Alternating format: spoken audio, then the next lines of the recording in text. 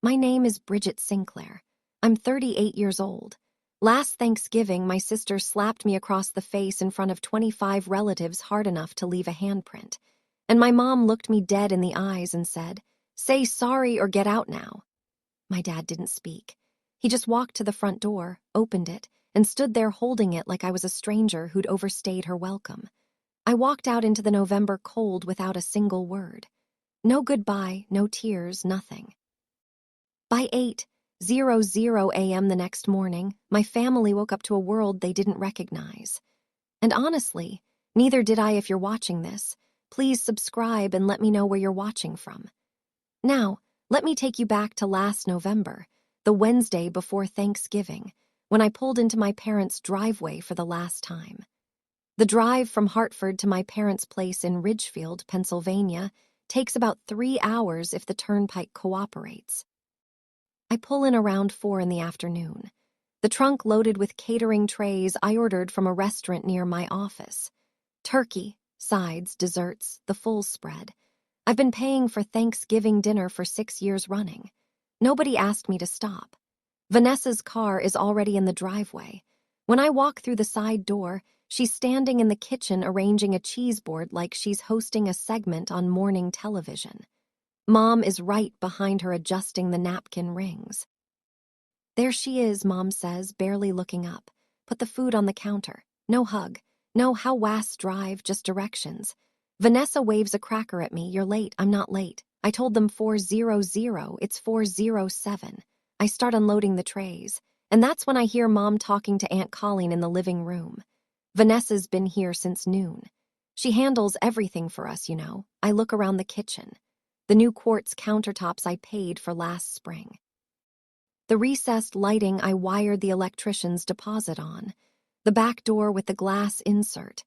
Me, all me. Not a single person in this house has ever said Bridget paid for that. It's always we finally got around to updating the kitchen. I set the last tray down and notice an envelope on the edge of the counter near the toaster. It's from First Heritage Bank, the lender on my parents' second mortgage. The envelope is sealed, but the flap is slightly peeled at the corner like someone opened it and resealed it. I pick it up, turn it over. My fingers want to tear it open. "Don't touch that." Vanessa is behind me. "That's Mom and Ed's mail." I put it down, but I don't forget it. I should tell you about Grandma May. She raised me more than my parents did. And that's not an exaggeration. When I was 6, Dad picked up a second shift at the plant and Mom started cleaning houses on weekends. Vanessa was 2, still a baby. So I went to Grandma May's every morning before school, every afternoon until dark. She taught me how to read a budget, how to shake someone's hand, how to tell the difference between being kind and being used. When I was 22, I sat beside her hospital bed and held her hand. The monitors beeped in a slow rhythm that I still hear sometimes when a room gets too quiet. She looked at me clear-eyed even at the end and said, "Keep them together, Bertie." They don't know how, I promised. For 16 years, I've kept that promise. I co-signed the second mortgage on my parents' house when the first one wasn't enough to cover repairs. $127,000. I put down the deposit for Vanessa's nail salon, $40,000. I've sent $1,200 a month to cover Mom's medical copays and Dad's supplemental insurance every single month for 8 years. You can do the math. It's over $300,000. And I never asked for a receipt, never asked for a thank you card. I did it because Grandma May asked me to hold this family together. And I thought money was the glue. Here's the thing. Nobody in my family knows I think about. I'm a co-signer on that second mortgage. My name is on the deed. It's right there in black and white at the counter recorder's office. I didn't think that detail mattered. It was about to matter more than anything. Wednesday evening, the house fills up fast. Aunt Colleen's family, Uncle Ray and his wife, the Petersons from across the street. Everyone funneling through the front door with casserole dishes and bottles of wine. 20-some people by 7:00, and the house smells like cinnamon and roasted garlic. Dad is on the recliner, remote in hand, watching the pregame. He nods when I walk past. That's it. A nod. I've driven 3 hours. Mom pulls Vanessa around the living room like a show pony. You all know my Vanessa. Running her own business now. She's doing so well. Vanessa smiles, tosses her hair, tells everyone about the salon's new gel line. She makes it sound like she's expanding. I happen to know the salon has lost money 3 months straight because I've seen the statements. They crossed my desk when I was handling the loan paperwork. Aunt Colleen's daughter asks me what I do. Before I can answer, Mom cuts in. Oh, Bridget works up north. Some office job. Some office job. I'm the director of business development for a commercial construction firm. I manage projects worth more than this house and every house on this block combined. But sure, some office job.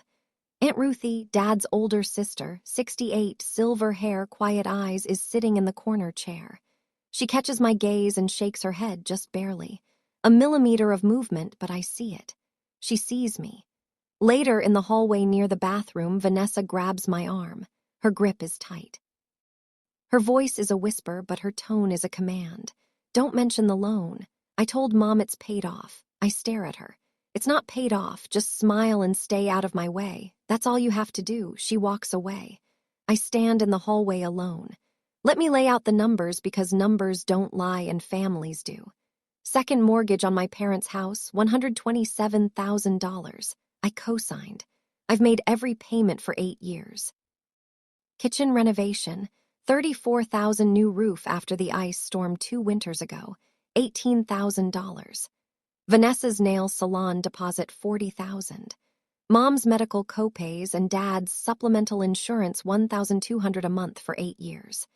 That's $115,000 give or take. Grand total north of $330,000. I'm sitting on the pull-out couch in the den Wednesday night, listening to the house settle around me. Everyone else went to bed an hour ago. I'm doing what I always do after a visit, running the mental ledger, wondering why I keep writing checks to people who treat me like furniture. I didn't do it for gratitude. I did it for Grandma May. But here's the part that keeps me up tonight. Vanessa told Mom and Dad that the financial help came from the family savings, some vague collective pot that doesn't exist. She repackaged my money as everyone's money. She erased me from the equation so she could stand in the kitchen and take credit for a house she's never put $1 into. And my parents never questioned it. Not once. Because questioning it would mean admitting their younger daughter hasn't contributed anything. And their older daughter, the one who left, has been keeping them afloat. Easier to believe the lie. I roll onto my side and stare at the wall. The baseboards are new. I paid for those, too. Somewhere in this house, there's an envelope from First Heritage Bank with information I don't have yet. And Vanessa doesn't want me to see it. That should tell me everything. Thanksgiving morning, I'm up at 6:00 before anyone else. Old habit. Grandma May used to say the person who starts the coffee owns the day. The kitchen is cold. Gray light through the window. I fill the pot, hit brew, and lean against the counter while it drips. That's when I see it again. The envelope. Same spot near the toaster. But this time it's been opened, the flap torn clean, and it's not on the counter anymore. It's in the recycling bin, half buried under a cereal box. I shouldn't look. I look. The torn flap is facing up. Through the opening, I can see the top of a document. Bold header, deed transfer notification. My pulse jumps. I pull out my phone. Not to document anything, just reflex. The way you photograph a fender bender. Before your brain catches up to what happened, I snap one picture of the header, just the header. Then I shove the envelope back under the cereal box. Deed transfer on a property I co-signed. My hands are shaking, not from the cold. I hear footsteps on the stairs. I slide my phone into my back pocket and grab a potato peeler from the drawer. When Mom walks in, I'm standing at the sink with a 5B bag of russets. You're up early, she says. She's in her bathrobe, hair still pinned from last night. Good, peel the potatoes, already started. She doesn't say thank you. She doesn't ask how I slept. She pours herself coffee from the pot I made and shuffles to the table with yesterday's crossword. I peel potatoes and think about that document. Deed transfer notification. It could be routine, a refinance update, a tax adjustment. It could be nothing. But Vanessa told me not to touch that envelope, and Vanessa never cares about nothing. I peel the last potato and drop it into the pot. The water splashes and settles. I stare at the gray skin curling off the blade. If my name was removed from that deed, and I don't know that it was, but if, then I've been paying $127,000 into a house I no longer have a legal claim to. That's not a disagreement. That's theft. But it gets worse. If Vanessa put her name on the deed and used the equity I built to open a new line off credit, a helilock, a second lien, anything, then I could be on the hook for debt I didn't authorize. My credit score, my borrowing power, my professional reputation. Staying silent isn't peace. Staying silent is a signature on a blank check. But it's Thanksgiving and I hear people moving upstairs, car doors shutting in the driveway. The Petersons are early. Aunt Ruthie's voice in the hallway, warm and scratchy. I had two choices. Keep peeling potatoes or start peeling back the lies. I dry my hands on the towel. Iku's peace for now because Grandma May's voice is louder than my suspicion. And I've spent 16 years honoring the woman who raised me. One more day isn't going to break me.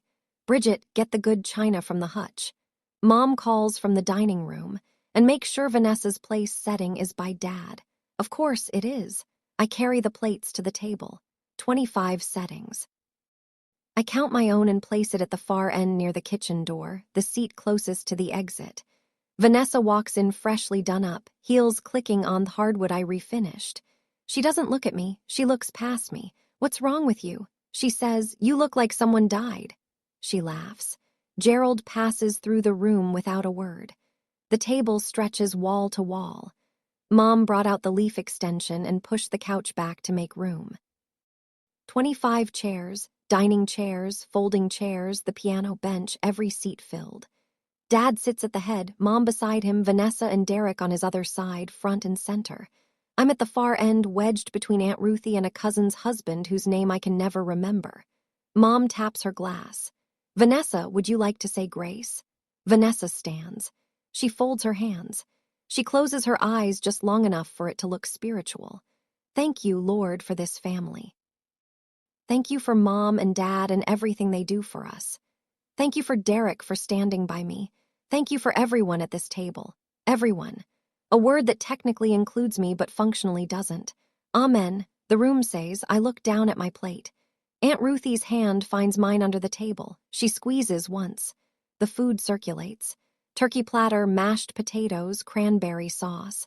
Voices stack on top of each other. Someone's kids spilled juice. Uncle Ray is arguing about the Eagles' defensive line. The Petersons brought a pumpkin pie that nobody asked for. I eat. I smile when someone talks to me. I pass the gravy, but I'm watching Vanessa. She's at the center of every conversation. She laughs too loud. She touches Mom's arm. She tells a story about a customer at the salon and the whole table leans in and she keeps glancing at me. Quick, sharp glances like she's checking whether I'm still in my seat, whether I'm staying quiet. I take a sip of water and meet her eyes across the table. She looks away first. After dinner, the table fragments. Some people drift to the living room. Kids scatter to the basement. The men collect around the TV. I'm carrying plates to the kitchen when I hear Vanessa's voice rise over the chatter. She's in the living room, perched on the arm of the sofa, holding her right hand out like she's modeling for a catalog. Mom gave it to me last week, she's saying. Isn't it gorgeous? I stop in the doorway. I know that ring. Oval sapphire, thin gold band, a tiny nick on the setting where Grandma May caught it on a garden fence in 1987. She used to let me try it on when I was little. It swallowed my finger every time. Grandma May told me that ring was mine. She said it in front of Mom. She said it the summer before she died. Where did you get that? My voice comes out flatter than I intend. Vanessa smiles. Mom gave it to me. She said Grandma would have wanted me to have it. I look at Mom. Mom nods. Vanessa's here every day. She deserves it. The room goes quiet. That particular quiet where everyone pretends they didn't hear something heavy. Aunt Colleen studies her wine glass. Uncle Ray coughs. Derek is sitting in the corner. He's watching me. His jaw is tight. He looks like a man holding a secret he doesn't want. Okay, I say, one word. I turn and walk back to the kitchen with the plates still in my hands. I set them in the sink. The water runs. I watch it fill around the china, the good china. the china grandma May picked out for this house. Okay, was all I had because the alternative was a truth that would have split that room down the middle, and I wasn't ready for that. Not yet. Vanessa follows me into the living room 20 minutes later. The dishes are done. I'm standing near the fireplace talking to Aunt Ruthie about her garden, trying to feel normal. Vanessa settles into the center of the couch and starts telling stories. Old stories, childhood stories, the kind that sound funny if you weren't there. Remember when Bridget cried at her science fair because nobody came? She's looking at the room, not at me. She made this whole volcano and then sobbed when Mom had to work. She always needed so much attention. I feel blood rise in my neck. That's not how it happened. Vanessa tilts her head. See, still so sensitive. Bridget, don't start. Mom's voice from the armchair. Sharp. Final. Not today, girls, enough. Dad from the recliner, eyes still on the screen. But his enough doesn't land on Vanessa. It lands on me. It always lands on me because I'm the one who responds. Vanessa never has to stop because nobody ever tells her to start. She keeps going. Another story. Another revision of history where she's the responsibly own and I'm the fragile one. The room listens. A few people laugh nervously. Most look at their drinks. Then she leans forward, voice sweet as caramel, and says, I just want us to be a family. Is that so hard for you? 25 people in that room. Not one of them heard me. Not one of them heard how the word family sounded, coming from a woman wearing my dead grandmother's ring while sitting in a house I pay for. Aunt Ruthie catches my eye. She mouths 2 words. Not here. I clench my jaw. I nod. But the air in the room has changed. And Vanessa knows it. I can see it in the way she won't stop talking. The way people talk when they're trying to drown out something they're afraid of. I need water. That's all I need. A glass of water and 2 minutes where nobody is looking at me. I stand up from the fireplace. The living room is packed. Bodies in every chair, kids on the floor, coats piled on the piano bench. The only path to the kitchen cuts between the coffee table and the back off the sofa where Vanessa is holding court. I turn sideways to squeeze through. My shoulder brushes hers. The kind of contact that happens 100 times at any family gathering. The kind you don't even register. Vanessa registers it. She goes still mid-sentence. Mid-laugh, the room notices. The way a room always notices when the loudest person stops making noise. She turns her head slow. Her eyes lock onto mine. I see it coming. The way her jaw sets. The way her right hand lifts off the armrest. I see all of it. And my body doesn't move because my brain refuses to believe what's about to happen. Not here. Not in front of everyone. Not over a shoulder brush. But I'm wrong. The room holds its breath. 25 people. Forks paused midair. Conversations cut dead. Even the TV seems quieter. Vanessa's hand is in the air. Her eyes are black and flat. And I'm standing there, glass of water forgotten, watching my younger sister her arm back in a room full of family. I want to tell you I was ready, that I saw it coming and braced myself. But the truth is, I just stood there. The way you stand at the edge of something you've been falling toward your whole life, and you finally feel the ground disappear. The next 3 seconds changed everything. I'm standing there and I can feel it coming. You know that feeling when the room shifts and you know something is about to happen, but you can't stop it. Right now, I need you to hit that subscribe button and drop a comment. Have you ever been the person your family blames no matter what you do? Tell me because I need to know I'm not the only one. Now, let me tell you what happened next. But before I tell you about the slap, and I will every detail, I need to rewind 30 minutes to what happened in the bathroom. After Vanessa's little performance with the childhood stories, I excused myself, walked down the hallway, locked the bathroom door, and sat on the edge of the tub with my phone. Not to hide, to breathe. And to check my email because that's what I do when I need to feel like myself. I work. 3 unread messages. 2 from colleagues, holiday pleasantries. The 3rd from Marcus Webb. Marcus is a real estate attorney I've worked with for years on commercial deals. Smart, thorough, the kind of man who uses periods in text messages and never sends an emoji. I'd emailed him that morning before the drive, before the potatoes, before any of this with the photo of the deed transfer header I'd taken from the recycling bin. Just a photo with a two-line message. This is my parents' property. I'm co-signer on the second mortgage. Can you look into this? His reply timestamped 3:47 p.m. Got your email about the property. Something doesn't look right. Call me Monday. Marcus doesn't say something doesn't look right, unless the ground is moving under you. I've worked with him on 12 transactions. He's measured, precise. If he's concerned, I should be concerned. A second message sent 4 minutes later. Don't sign anything. Don't agree to anything. Call me Monday. 2 messages, no pleasantries, no happy Thanksgiving, just instructions. I stared at the screen until the backlight dimmed. Then I splashed water on my face, unlocked the door, and walked back toward the living room. I didn't know what Marcus had found, but I knew the shape of it. The way you know a storm is coming before you see the clouds. You feel the pressure drop.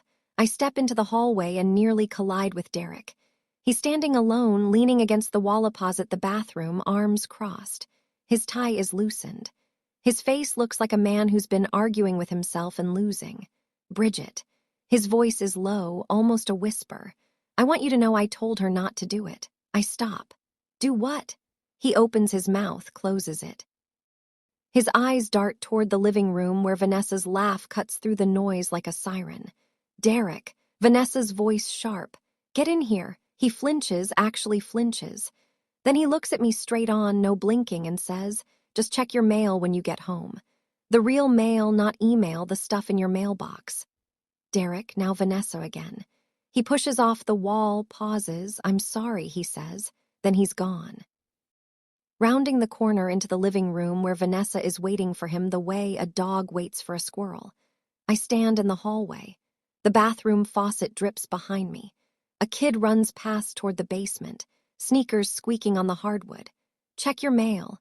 Derek knows something, and whatever he knows, it scared him enough to warn me, but not enough to say it out loud. That tells me 2 things. The information is serious, and Vanessa is the reason he can't share it. I pull out my phone. Marcus' message is still on the screen. Don't sign anything. And now Derek, check your mail. 2 men, 2 warnings, neither willing to give me the full picture. I slip the phone back into my pocket. My fingers brush against the edge of my car keys. For the first time all day, I think about driving home, just getting in the car and going. But Grandma May's voice holds me in place. 1 more hour, just 1 more. Mom wants a photo. Of course she does. She wants one every year. And every year she orchestrates it like a Broadway director working with community theater actors. Everyone by the fireplace. Gerald center. Vanessa right here next to me. Derek behind Vanessa. Ruthie on the end. People shuffle into place. The fire crackles. Someone's kid is crying in the basement. Uncle Ray holds up the phone camera entries to figure out the timer. Bridget, stand in the back. I step behind the second row. I can see the top of Mom's head in front of me. Vanessa's highlighted hair. Derek's stiff shoulders. Aunt Ruthie reaches back and tugs my sleeve, pulling me forward. Come up here, honey. You're hidden. Ruthie, you're blocking Vanessa. Mom doesn't even turn around. Ruthie lets go of my sleeve. She gives me a look, the kind that says, I'm sorry and I see you at the same time. Say Thanksgiving, Uncle Ray calls. The shutter clicks. I'm at the edge of the frame, half cut by the border. 1 foot in, 1 foot out. The perfect metaphor for my place in this family. I think about the last photo with Grandma May, Christmas 16 years ago. She stood in the center. I was tucked under her arm. She smelled like lavender and brown sugar. In that photo, I'm grinning so wide my eyes are almost shut. I belonged somewhere in that frame. Not anymore. The crowd breaks apart. People check the photo on Uncle Ray's phone. Oh, that's a good one. Look at the kids in front. Nobody says, where's Bridget? Because Bridget is barely visible and nobody notices what they've trained themselves not to see. That was the last family photo I would ever be in. I didn't know it then, but looking back, the frame was already broken. Now you're caught up. I'm standing in the gap between the coffee table and the sofa. My shoulder has just brushed Vanessa's. A nothing touch, second that happens when 25 people share 1,200 square ft of living room. Vanessa's hand connects with my face before I finish my next breath. The sound is sharper than I expected. Not a thud, a crack. Open palm full swing right across my left cheek. My head snaps sideways. My ear rings. I taste something metallic at the corner of my lip. Are you blind or just stupid? Her voice fills the room like a smoke alarm. High shrill, every syllable weaponized. The room freezes. I mean freezes. Uncle Ray's beer bottle stops halfway to his mouth. Aunt Colleen's hand covers her daughter's eyes. A kid near the TV drops a crayon. The furnace kicks on and the sound of it is deafening because everything else has stopped. I straighten my head. I feel the heat spreading across my cheekbone. My left eye waters, not tears, just the body's reflex to being struck. I blink it away. I look at Vanessa. Her chest is heaving.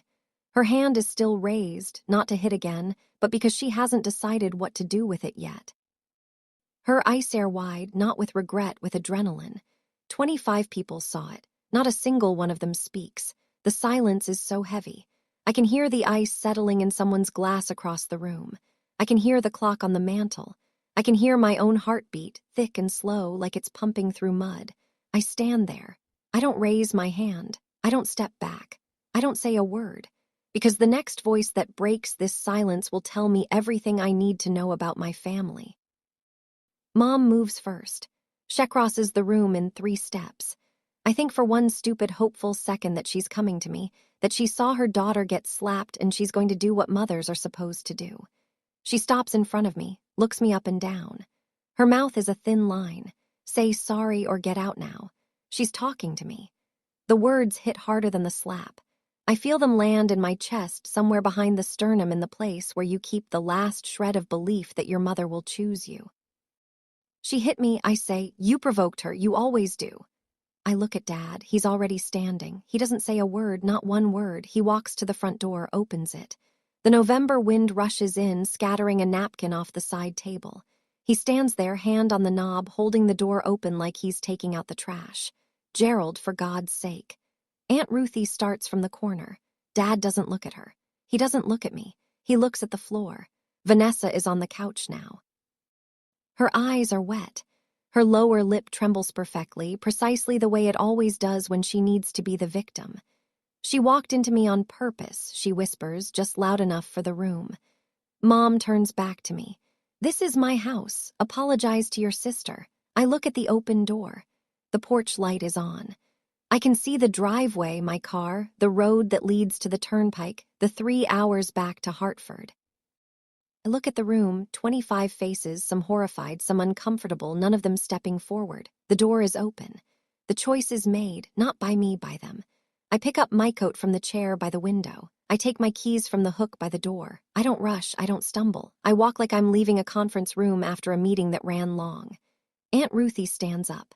Dad cuts her off with a look. Not a word, just a look, and she sits back down. Her face is red. Her hands are shaking. I pass Dad at the door. He's still holding it. His knuckles are white on the knob. I stop just for a moment, close enough to smell the aftershave he's worn since I was 5. He doesn't look up. I step onto the porch. The cold hits my face. The same cheek Vanessa hit. It stings in a different way, a clean way. Behind me, the door closes. I hear the deadbolt turn, click. I walk to my car. The gravel crunches. The driveway is full. 7 cars, maybe 8. Mine is at the end near the road because I was the last one to arrive. Fitting. I sit in the driver's seat. I don't start the engine. I put my hands on the wheel at 10 and 2. I look at the house. The windows glow warm and yellow. I can see shapes moving behind the curtains. 1 minute, 2 minutes, 3. I start the car, pull out, turn left onto the county road. The house shrinks in the mirror, then disappears behind the train. 3 hours to Hartford. I don't turn on the radio. I don't call anyone. I don't cry. I just drive. And the lines on the road come one after another. And the dark fills the windshield. And somewhere past Scranton, my phone buzzes. Aunt Ruthie, I'm so sorry, honey. That was wrong. I'll off it. I read it at a red light. I don't respond. Not yet. I pull into my apartment complex at 11:14 p.m. The parking lot is quiet. A cat slinks under a dumpster. The air smells like frozen leaves. I sit in the car for a moment with the engine off, staring at the door to my building. Then I remember what Derrick said, check your mail. I walk to the cluster of mailboxes at the front entrance. Unit 4B, I turn the key and pull out 3 days' worth of envelopes. Junk, a credit card offer, a water bill, and one from the Fulton County Recorder Office postmarked 5 days ago. I tear it open under the parking lot light. It's a certified copy of a deed transfer, my parents' property. The document shows the transfer was recorded 3 weeks ago. My name, Bridget Sinclair, has been removed from the deed. A new name has been added, Vanessa Sinclair. At the bottom, 4 signatures, Gerald Sinclair, Donna Sinclair, Vanessa Sinclair, and a 4th, Bridget Sinclair. I stare at my name in handwriting that is not mine. The loops are too round. The S doesn't match. Someone signed my name on a legal document without my knowledge and without my consent. Someone forged my signature. I walk inside. I don't take off my coat. I sit at the kitchen table, open my laptop, and scan every page, front, back, margins. I email the entire package to Marcus Webb with 1 line. They forged my signature. Call me in the morning. I sit in the dark. The apartment hums. The refrigerator clicks on. A car passes outside. At 8 a.m. sharp, my phone rings. Marcus, this is fraud. We file Monday morning. That's when everything changed. Monday, 9:00 a.m. I'm sitting across from Marcus in his office in downtown Hartford. He has reading glasses on and a file that's already thick. I pulled the records Friday night, he says. He doesn't look up from the papers. Your name was on the original deed as co-signer when the second mortgage was recorded 8 years ago. 3 weeks ago, a new deed was filed, removing you and adding Vanessa Sinclair as co-owner without my signature. That's the thing. He slides a photocopy across the desk. There's a signature, it's just not yours. I look at it. The fake Bridget Sinclair stares back at me, loopy, rushed. Nothing like my handwriting, there's more. Marcus takes off his glasses.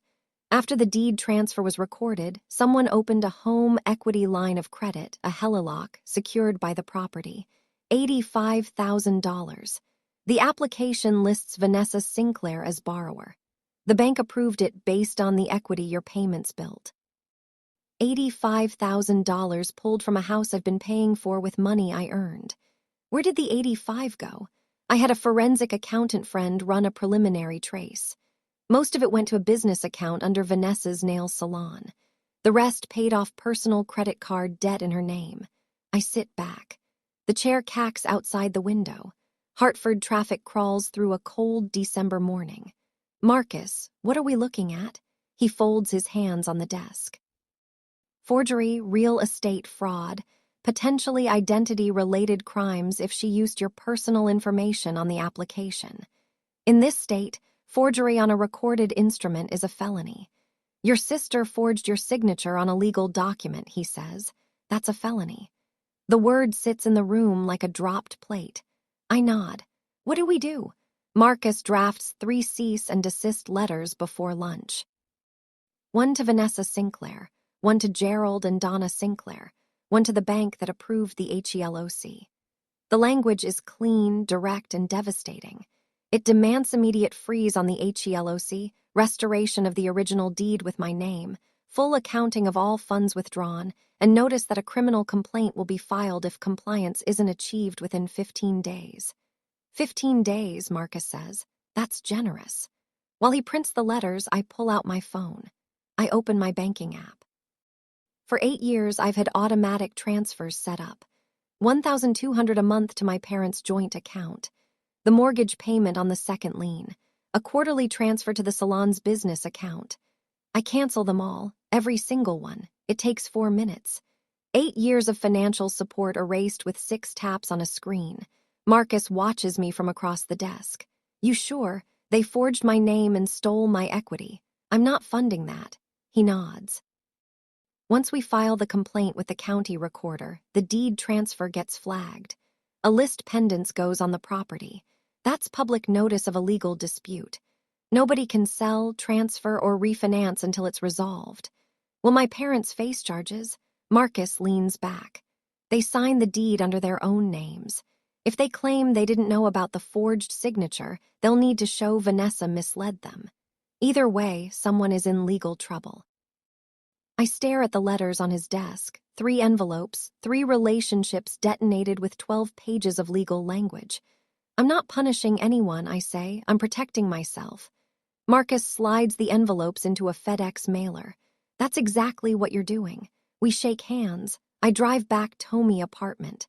My phone is silent for the first time in months. It won't be silent for long. Wednesday, 5 days after Thanksgiving.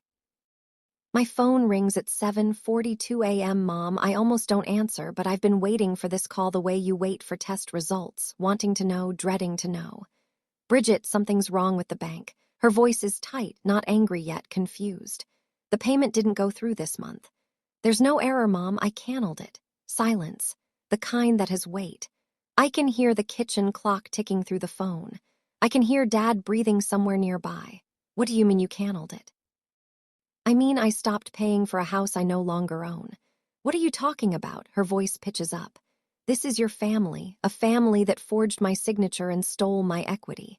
You'll be hearing from my attorney. The silence breaks. Mom's voice cracks open like ice on a pond. You ungrateful. After everything you've what? Mom, name one thing. She can't. The pause stretches. I hear her breath catch. Then Dad takes the phone. His voice is low and tired. The way it always sounds when he's been drafted into a fight he'd rather watch from the recliner. Bridget, don't do this to your mother. I didn't do anything to her, Dad. Check who did. I hang up. I set the phone on the counter, screen down. It buzzes 14 times over the next 3 hours. Vanessa, Mom, Dad, Vanessa again. Derek once. Mom, Vanessa, Vanessa, Vanessa. I don't answer a single one. I make coffee. I eat toast. I sit at my kitchen table and watch the December sun crawl across the floor. And for the first time in 10 years, I don't feel the weight of that house on my back. I didn't raise my voice. I didn't need to. Thursday, the FedEx arrives. I know because Vanessa calls me at 11:08 a.m. and she's crying. Not the theatrical crying she does for Mom. Real crying, the ugly kind. Wet and ragged and afraid. You can't do this to me. I'm your sister. You forged my name on a legal document. That's not a family matter, Vanessa. That's a crime. Mom and Dad told me to do it. They said you wouldn't care. I close my eyes. There it is. The blame shift. The same move she's been making since we were kids. Break something, then point at someone else. Then they can explain that to the court. Bridget, please, please, I'll fix it. I'll put your name back. I'll close the HELOC. Just don't file. You had 3 weeks to fix it. You spent $85,000 of my equity instead. She makes a sound, half sob, half choke. For the first time in my life, I hear my sister stripped of her performance. No audience, no stage, just a woman who realized the safety net she's been standing on was made of someone else's money and it's gone. You're going to destroy this family, she whispers. I didn't destroy it. I just stopped rebuilding it. I hang up. I open my laptop. I email Marcus one word. Proceed. Then I sit in my apartment and listen to the quiet. No more phone call screen. No more checks to write. No more potatoes to peel in a kitchen that doesn't want me. The quiet is strange. It's not peaceful, not yet. It's the silence after a surgeon cuts the last stitch. And before you know whether the patient will breathe on their own, but it's mine. For the first time in 16 years, the silence belongs to me. And here's where it gets real. Because everything I just told you, that was only the beginning. If this story is hitting close to home. If you've ever been the one holding everything together while everyone else takes credit, drop a comment right now. Tell me your story. And if you haven't subscribed yet, now is the time because what happens next is the part nobody expected. Monday, 1 week after Thanksgiving, Marcus files the formal complaint with the Fulton County Recorder Office. He doesn't rush it. He doesn't grandstand. He walks into the office at 9:00 a.m. with a manila folder, copies of the original deed showing my name, the fraudulent deed transfer with the forged signature, bank statements proving 8 years of mortgage payments from my account, and a notarized affidavit from me confirming I never authorized the transfer. By noon, the county places a lease pendants on the property. That means the house is flagged in the public record. No one can sell it. No one can refinance it. No one can pull another line of credit against it. The property is frozen until the dispute is resolved.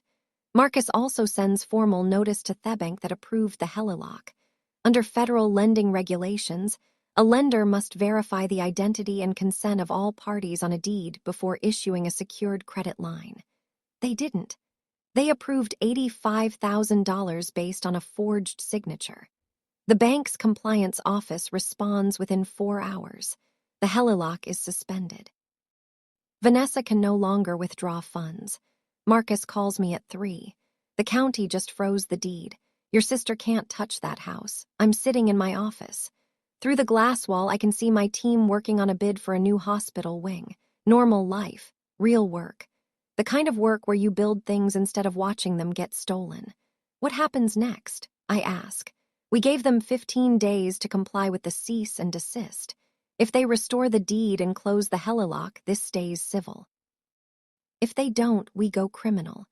15 days, 2 weeks, and a day. I thank Marcus. I hang up. I go back to my blueprints.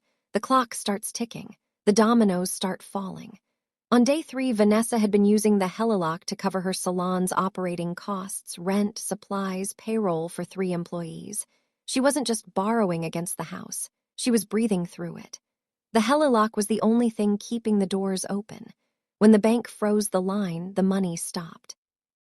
No warning, no grace period, just a dead account and a landlord who wanted $12,000 by the 10th of the month. She couldn't pay. Of course she couldn't. She'd been running the salon at a loss for over a year. The gel line, the expansion plans, the stories she told at the Thanksgiving table. Fiction, all of it. The salon was a sinking ship, and the helilock was the bill-aged pump. The landlord posted a 10-day notice on the salon door. Pay or vacate. I know all this because Derek texted me. One long message sent at 2 in the morning, full of typos and exhaustion. She used the helilock for everything. Rent, credit cards, everything. She told me it was covered. I told her not to do the deed thing. She said if I said anything, she'd tell your parents icky-ated. I didn't cheat. I just didn't fight hard enough. He ended with, "You stole from the one person keeping us afloat." That's what I told her. She threw a plate at me. I read the message twice. Then I put my phone down and went to bed.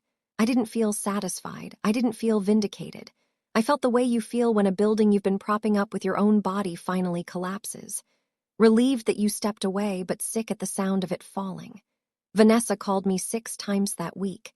I let everyone go to voicemail. Day 9, Gerald calls. I almost don't recognize his voice. It's thinner, older, like the last 10 days have added 10 years. Bertie, this has gone too far. He hasn't called me Bertie since I was 12. The sound of it cracks something in my chest, something I thought I'd already broken clean. Dad, she forged my signature. She made a mistake. People make mistakes. You held the door open for me, Dad, on Thanksgiving. You didn't say a word, silence. I can hear the furnace through the phone. I can hear Mom's TV in the background, some game show with a too cheerful host. I didn't know what to say. He says, that's the problem.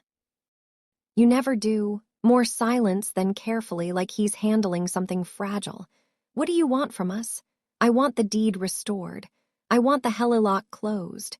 And I want Vanessa to face the legal consequences of what she did. That's not revenge, Dad. That's the law. She's your sister. She committed a felony against me. Being family doesn't change that. His breath shudders. It's the sound of a man who spent 65 years avoiding hard conversations, now standing at the edge of one he can't walk away from. If you do this, he says, your mother will never forgive you. I close my eyes. I see him at the door, hand on the knob, cold air flooding the room, his daughter's cheek still red. He chose silence, then he's choosing negotiation now. Both are the same thing, avoiding the truth. She hasn't forgiven me for leaving home at 18. Dad, I think I'll survive. He hangs up. No goodbye, just the click of a man who ran out of arguments he never had. I set the phone down and stare at the ceiling. 15 days, 6 left. Day 15. Deadline. Marcus sends a check-in email at 9:00 a.m. Any response from the other side? Nothing.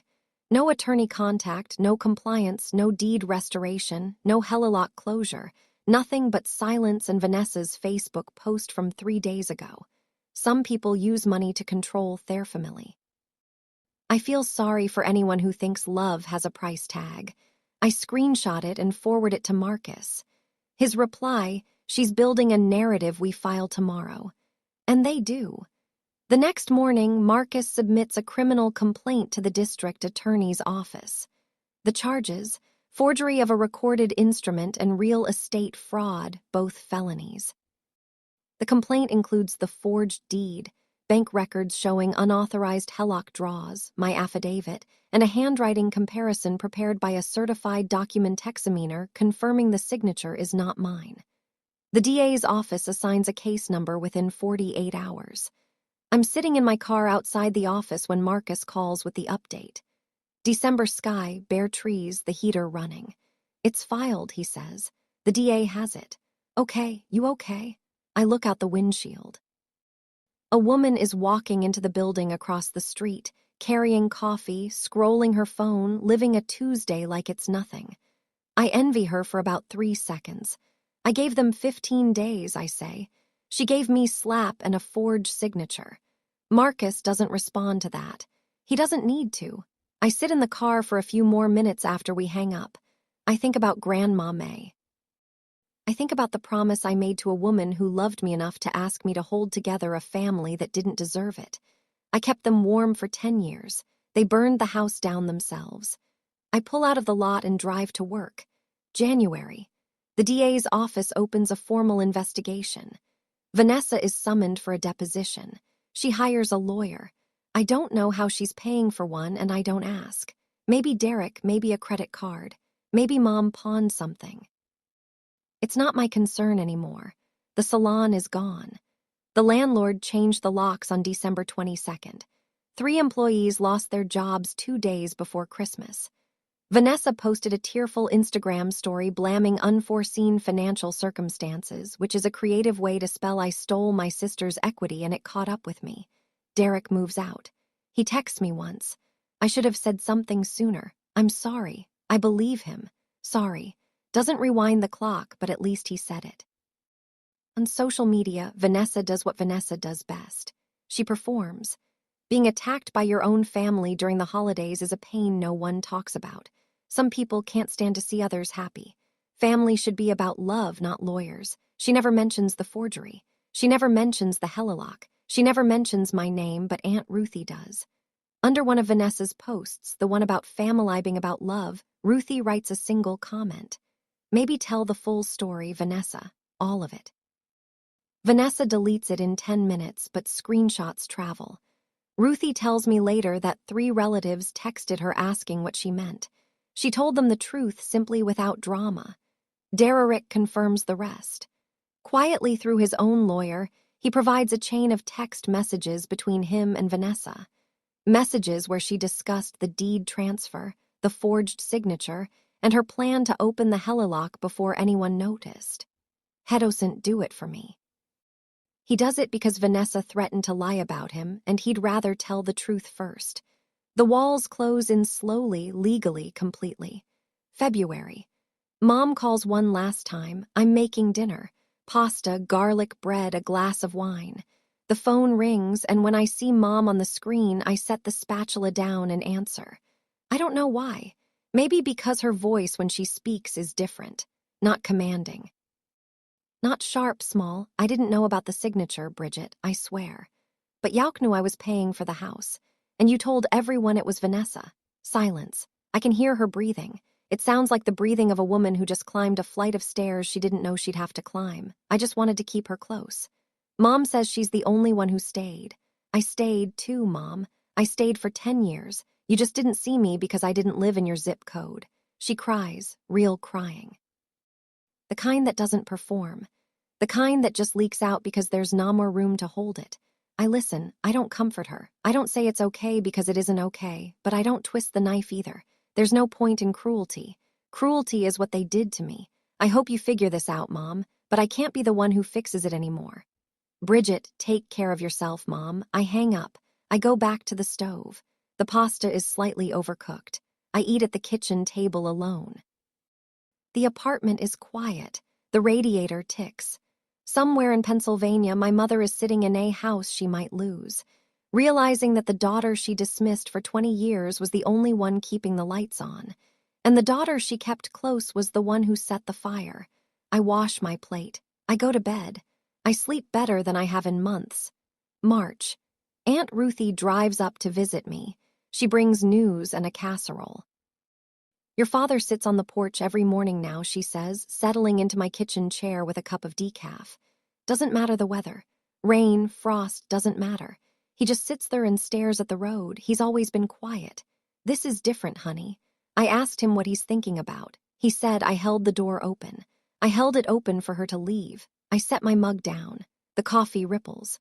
Ruthie reaches into her bag and pulls out an envelope. He asked me to bring you this. Wrote it by hand. Took him 3 days. I take the envelope. My name is on the front. Bertie and Dad's careful, blocky handwriting. The man who never says what he feels put a stamp on it anyway. I open it later after Ruthie leaves. It's 1 page. Blue ink on lined paper. The kind he'd tear from a legal pad. He writes that he's sorry, that he always knew I was the dependable one. The one who held things together, but he never said it because he thought I didn't need to hear it. He writes that he was wrong, that everyone needs to hear it. He writes that the night I walked out, he stood at that door for 10 minutes after I left, staring at the driveway, and he knew he'd made a mistake he couldn't undo with a sentence. At the bottom, you deserved better from me. I don't know if I can give it now, but I know I should have given it then. Inside the envelope, wrapped in a tissue, Grandma May's sapphire ring. He took it back from Vanessa. I hold the ring in my palm. It weighs almost nothing. It weighs everything. I put it in my nightstand drawer. I don't write back. Not yet. Small towns have long memories and short fences. When the lice pendants hit the public record, it became searchable. County records are online in Fulton County. Anyone can look them up.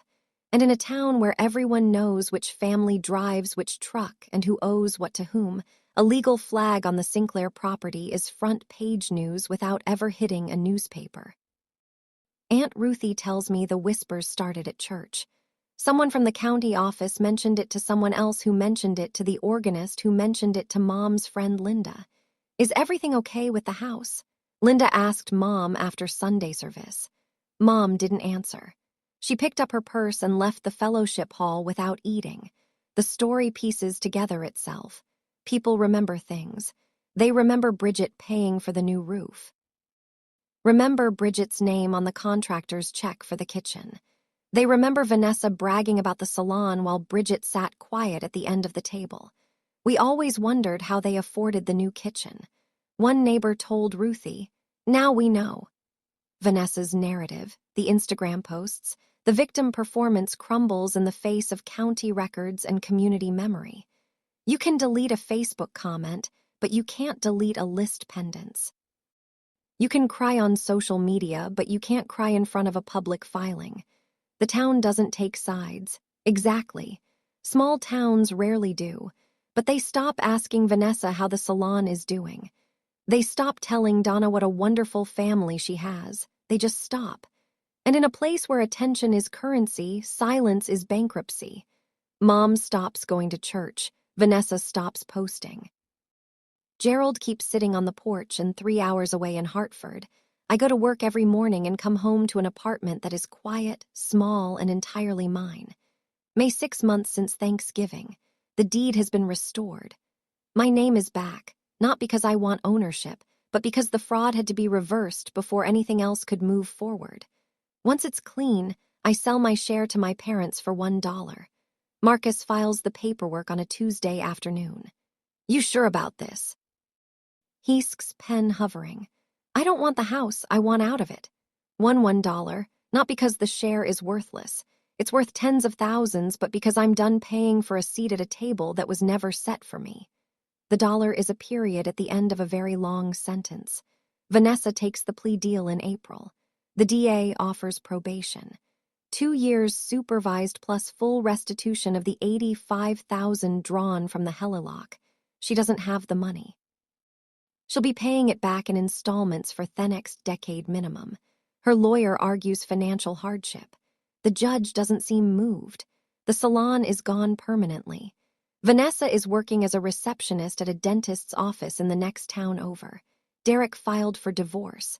The papers went through in March. Mom and Dad sell the 2-acre lot behind the house.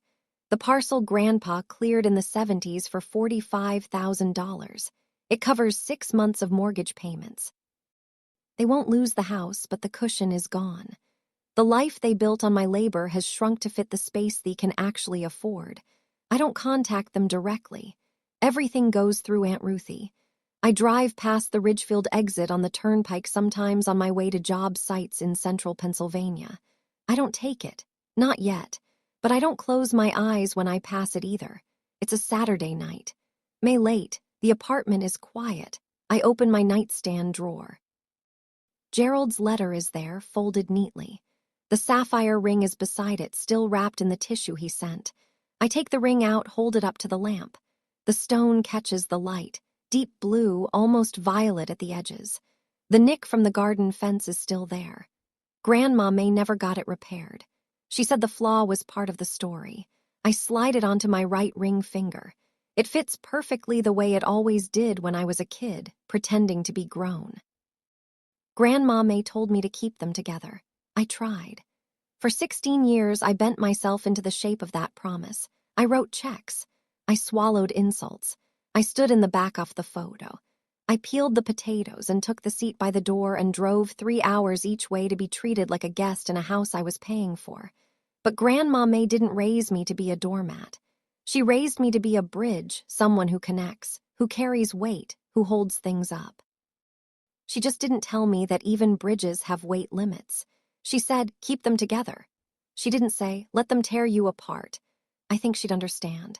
I think if she were sitting across from me right now, smelling like lavender and brown sugar, she'd take my hand and say, you did enough, Bertie. You did more than enough. I look at the ring. I look at the letter. I look out the window, the street light below, the empty sidewalk. The first warm night of the year, I smile. The first real smile in this whole story. Not because everything is fixed, because something is finally mine. The next weekend, Aunt Ruthie drives up again.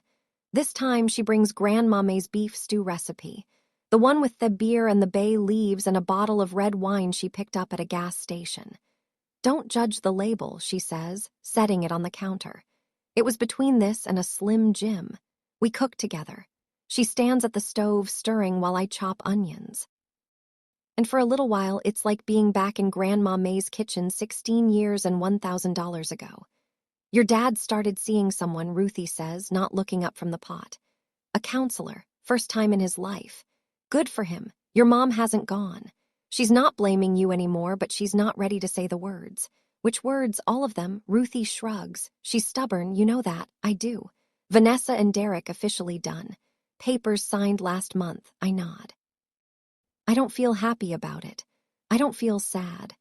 I feel the way you feel when a storm passes and you step outside and everything is wet and wrecked and still somehow lighter. Your dad misses you, Ruthie says. She finally looks at me, her eyes are soft. He won't say it right, but he does.